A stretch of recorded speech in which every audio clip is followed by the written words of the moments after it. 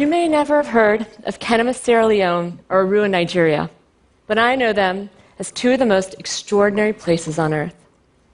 In hospitals there's a community of nurses, physicians, and scientists that have been quietly battling one of the deadliest threats to humanity for years, Lassa virus. Lassa virus is a lot like Ebola. It can cause a severe fever and can often be fatal. But these individuals, they risk their lives every day to protect the individuals and their communities, and by doing so, protect us all. But one of the most extraordinary things I learned about them on one of my first visits out there many years ago was that they start each morning, these challenging, extraordinary days on the front lines, by singing. They gather together and they show their joy, they show their spirit. And over the years, from year after year, as I visited them and they visited me, I get to gather with them and I sing and we write and we love it because it reminds us that we're not just there to pursue science together, we're bonded through a shared humanity. And that, of course, as you can imagine, becomes extremely important, even essential, as things begin to change. And that changed a great deal in March of 2014 when the Ebola outbreak was declared in Guinea. This is the first outbreak in West Africa, near the border of Sierra Leone and Liberia. And it was frightening for us all. We had actually suspected for some time that Lassa and Ebola were more widespread than thought, and we thought it could one day come to Kenema. And so members of my team immediately went out and joined Dr. Humar Khan and his team there. And we set up diagnostics to be able to have sensitive molecular tests to pick up Ebola if it came across the border and into Sierra Leone. We had already set up this kind of capacity for Lassa virus. We knew how to do it. The team is outstanding. We just had to give them the tools in place to survey for Ebola. And unfortunately, that day came. On May 23, 2014, a woman checked into the maternity ward at the hospital, and the team ran those important molecular tests, and they identified the first confirmed case of Ebola in Sierra Leone.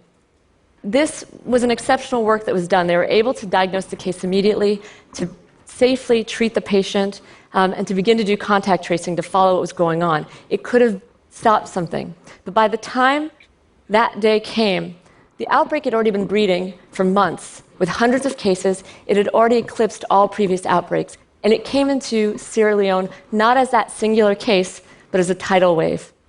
We had to work with the international community, with the Ministry of Health, with Kenema, to begin to deal with the cases, as the next week brought 31, then 92, then 147 cases, all coming to Kenema, one of the only places in Sierra Leone that could deal with this. And we worked around the clock, trying to do everything we could, trying to help the individuals, trying to get attention. But we also did one other simple thing. From that specimen that we take from a patient's blood to detect Ebola, we can discard it, obviously. The other thing we can do is actually we can put in a chemical and deactivate it. So just a simple place it into a box and ship it across the ocean, and that's what we did. We sent it to Boston, where my team works. And we also worked around the clock, doing shift work day after day, and we quickly generated 99 genomes of the Ebola virus. This is the blueprint. The genome of the virus is the blueprint. We all have one. It says everything that makes up us, and it tells us so much information. The results of this kind of work are simple, and they're powerful. We could actually take these 99 different viruses, look at them and compare them, and we could see actually, compared to 3 genomes that had been previously published from Guinea, we could show that the outbreak emerged in Guinea months before, once into the human population, and from there had been transmitting from human to human. Now that's incredibly important when you're trying to figure out how to intervene, that the important thing is contact tracing. We also could see that as the virus was moving between humans, it was mutating. And each of those mutations are so important because the diagnostics, the vaccines, the therapies that we're using are all based on that genome sequence fundamentally. Right? That's what drives it. And so global health experts would need to respond, would have to develop, to recalibrate everything that they were doing. But the way that science works, the position that I was in at that point is I had the data, and I could have worked in a silo for many, many months, analyzed the data carefully, slowly, submitted the paper for publication, gone through a few back and forths, and then finally, when the paper came out, might release that data. That's the way the status quo works. Well, that was not going to work at this point, right? We had friends on the front lines, and to us, it was just obvious that what we needed is help, lots of help. So the first thing we did is, as soon as the sequences came off of the machines, we published it to the web. We just released it to the whole world and said, help us. And help came. Before we knew it, we were being contacted from people all over, sort of surprised to see the data out there and released. Some of the greatest viral trackers in the world were suddenly part of our community. We were working together in this virtual way, sharing regular calls, communications, trying to follow the virus minute by minute to see ways that we could stop it. And there are so many ways that we can form communities like that, right? Everybody, particularly when the outbreak started to expand globally, was reaching out to learn, to participate, to engage. Right? Everybody wants to play a part. The amount of human capacity out there is just amazing, and the internet connects us all. And could you imagine that instead of being frightened of each other, that we all just said, let's do this, let's work together, and let's make this happen? But the problem is that the data that all of us are using, Googling on the web, is just too limited to do what we need to do. And so many opportunities get missed when that happens. So in the early part of the epidemic from Kenema, we had 106 clinical records from patients. And we once again made that publicly available to the world. And in our own lab, we could show that you could take those 106 records, we could train computers to predict the prognosis for Ebola patients to near 100% accuracy. And we made an app that could release that to make that available to healthcare workers in the field. But 106 is just not enough, right, to make it powerful, to validate it. So we were waiting for more data to release that. And the data has still not come. We are still waiting, tweaking away in silos, rather than working together. And we can't accept that, right?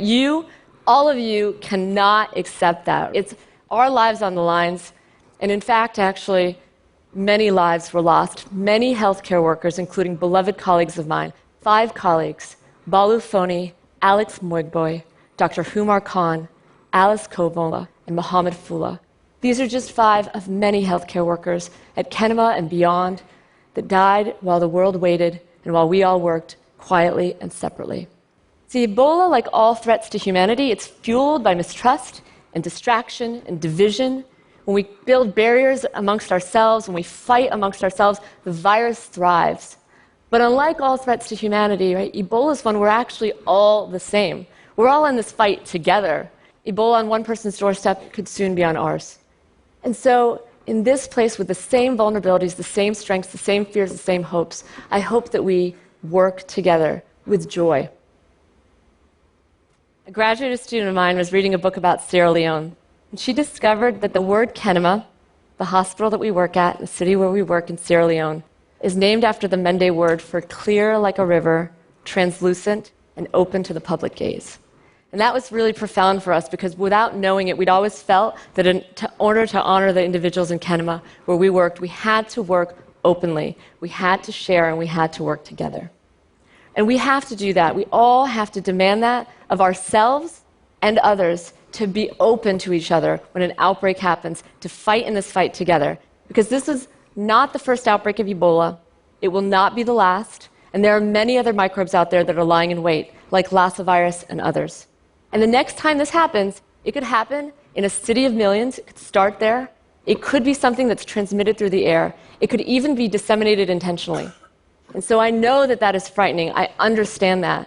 But I know also, and this experience shows us, that we have the technology and we have the capacity to win this thing, to win this and have the upper hand over viruses. But we can only do it if we do it together and we do it with joy.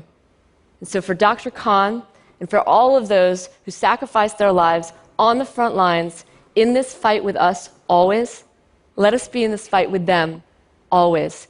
And let us not let the world be defined by the destruction wrought by one virus, but illuminated by billions of hearts and minds working in unity. Thank you. Thank you.